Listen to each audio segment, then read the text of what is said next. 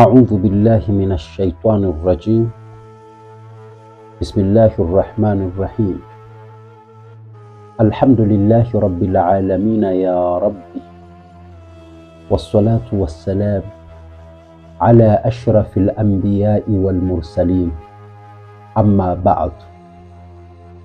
Ama baada ya kumshukuru Allah jalla fi'ala na kumtakia rehma kipenzi wa umma Mtume Muhammad sallallahu alayhi wasallam, ndugu zangu, katika siku hii ya leo, hebu twende tukagusa kidogo masuala ya uchawi. Twende tukatazame uchawi. Na leo uchawi tunaokwenda kutazama ni sihrul awwal, uchawi wa kwanza kabisa, ambao huu tunauita as-sihrul awwal, yani as-sihru tafriqi, uchawi wa kufarakanisha. Uchawi wa kufarakanisha ndio uchawi wa mwanzo kabisa katika topiki yetu ambayo tunayokwenda kusoma, lakini ndio uchawi wa kwanza kabisa kuanza katika dunia, kuanza na kufarakanisha watu, kuachanisha ndoa, mahusiano ya masuala ya ndugu na kadha wa kadha.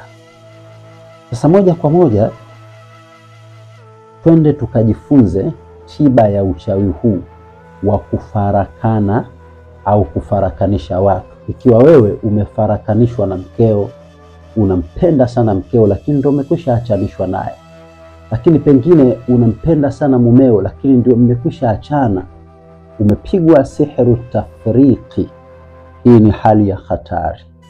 Tunakwenda kukukomboa kwa kutumia dua ambayo utakayoifanya. Hii itakurejesha katika furaha yako dhidi ya popote ulipofarakanishwa. Unaweza ukafarakanishwa kazini, unaweza ukafarakanishwa popote pale. Basi leo tunakwenda kukuletea faraja iliyokuwa njema kabisa. Kwanza kabisa tukamsikilize ndani ya kitabu hichi ambacho tunachokwenda kukisoma. Awalan, ad-dalilu min al-Qur'ani al-Karim. Mwanzo kabisa dalili ya Qur'ani tukufu ni pale aliposema Mwenyezi Mungu katika sura ya pili aya nambari 102 kama sikosei, ya ndio 102 hapa, Suratul Baqara aya 102. Allah anasema wattaba'u ma tatlu shayatinu ala mulki Sulaiman wama kafara Sulaiman walakinna ash-shayatina kafaru yu'allimuna an-nasa as-sihra wama unzila ala al-malakaini bibabila Haruta wa Marut. Kwamba wattaba'u ma tatlu shayatin ala mulki Sulaiman, walioyafuata mashaitani katika ufalme wa Nabii Sulaiman. Wama kafara Sulaiman, lakini Suleimani hakukufuru. Walakinna ash-shayatina kafaru, ila mashaitani ndio waliokufuru. Kivipi? Yuallimuna an-nasa as-sihra, waliwafundisha watu uchawi ambao wama unzila ala al-malakain, uliletwa na malaika wawili, Bibabil, katika mji wa Babeli, Harut wa Marut. Hawa malaika walikuwa ni Harut pamoja na Marut, lakini wama yuallimani min ahad, hawakumfundisha mtu yoyote, hata yakula innama nahnu fitna, sisi tumeletwa kuwa ni mtihani katika hili, basi fala takfuru, msikufuru baada ya kuyajua haya. Hapo ndipo fayataallamuna minhuma ma yufarriquna bihi baina almar'i wa zawji, wakawafundisha watu kumfarakanisha kati ya mke na mume, mume na mke, na kumfarakanisha mtu na mambo yote. Na ndio maana tukasema as-sihrul awwal, huu ndio uchawi wa kwanza kabisa ulioanza, ulikuwa ni uchawi wa kuleta tafriki, mfarakano baina ya watu na mtu.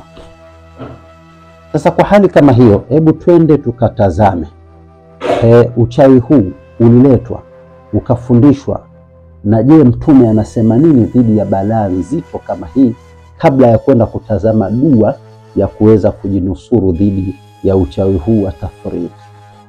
Anasema Mtume, ijtanibu sab'al mubiqat, jiepusheni na madhambi 7 ambayo ni mabaya yenye kuangamiza. Yapi hayo? Qalu, maswahaba wakasema, ya Rasulullah, wama hunna, ewe mtume wa Mungu, haya madhambi 7 yenye kuangamiza ni yapi haya?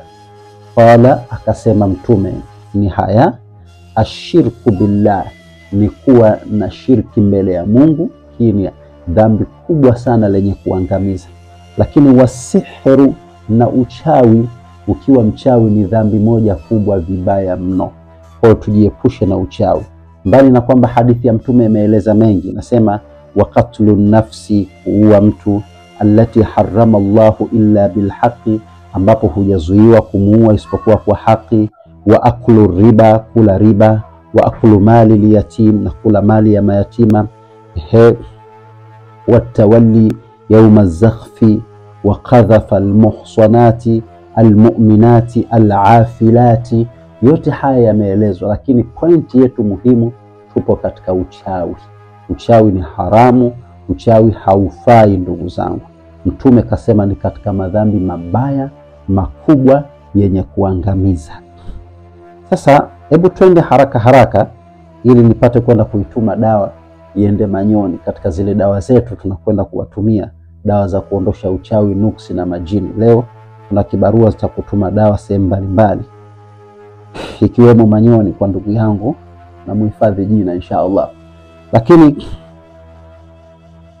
thalitha, aqwalul ulama. Hebu twende tukatazame kauli za wanawachuoni zinasema nini juu ya masuala ya uchawi. Kauli al-Imam Ibn Kathiri rahimahullah, anasema huyu Ibn Kathiri naye anasema fayataallamuna minhuma ma yufarriquna bihi baina al-mar'i wa zawji.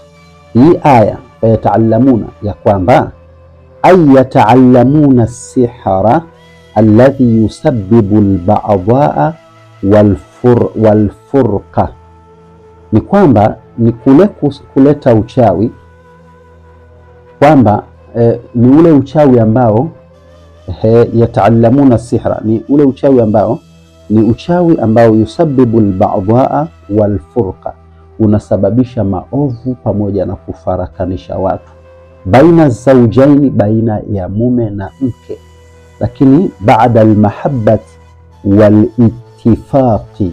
Allahu akbar. Yani baina ya kuona watu wanapendana, wewe ukaingiza uchawi wa kuwafarakanisha, wakagombana, wakawa hawaelewani. Huu ni uchawi mbaya mbaya mbaya kabisa, katika chawi mbaya ambazo ni hatari na utakwenda motoni. Ndio tafsiri au ndio maana ya aya hii kwa mujibu wa Ibn Kathir.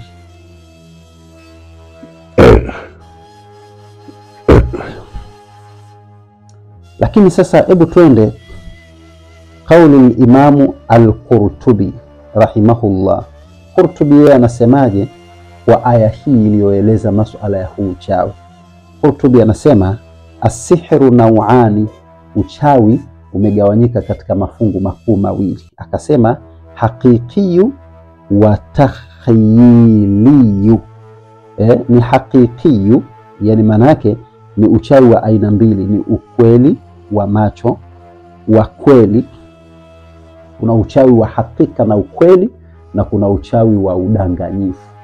Chawi zimegawanyika hivyo.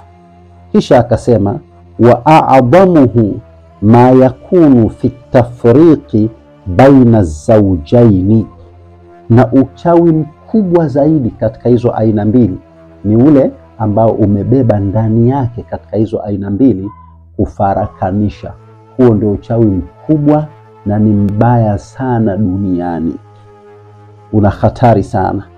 Lakini kadhalika akasema at-tafriqi baina zawjain wa huwa min al-kaba'iri al-'idham, ni katika madhambi makubwa sana katika uchawi huu. Haya ni maneno ya al-Qurtubi kwa mujibu wa kitabu chake. Yote na yote hawa wote wanaitranslate aya, wanaitafsiri aya ndani ya Qur'ani ambayo imeelezea masuala ya uchawi, uchawi namba 1. Sasa hii ni hatari ndugu zangu. Lakini jambo la 4, hebu twende tukaelezee ni dua gani mtu akisoma anakwenda kuepukana na uchawi na dua gani mtu akisoma anakwenda kuepukana na balaa lililomkuta katika uchawi. Kama umetengana na mkeo, mumeo, umeacha kazi, umeacha ya kheri yote kwa sababu tu ya uchawi, basi nenda kaitumie dua hii. Ipi hiyo? Ni dua hii, anasema Mtume, qala Rasulullah sallallahu alayhi wasallam, anasema Mtume, rehma za Mungu na amani zimfikie, ya kwamba man qara al-ayatayn min akhir surati al-Baqara fi laylatin kafahu ay kafatahu, mwenye kusoma aya 2 wakati wa usiku, aya za mwisho wa suratul Baqara, basi mtu huyu amejitosheleza. Kwa hiyo kumbe aya 2 hizi za suratul Baqara ukizisoma, unaondoa uchawi, unaondoa tafriki yote, unaondoa balaa na nuksi za uchawi. Aya zenyewe ni zipi sasa? Ni hizi aya ambazo mwanzo wake tunaanza amana ar-rasulu bima unzila ilayhi min rabbih wal mu'minun kullun amana billahi wa malaikatihi wa kutubihi wa rusulihi la nufarriqu baina ahadin min rusuli wa qalu sami'na wa ata'na ghufranaka rabbana wa ilaykal masir.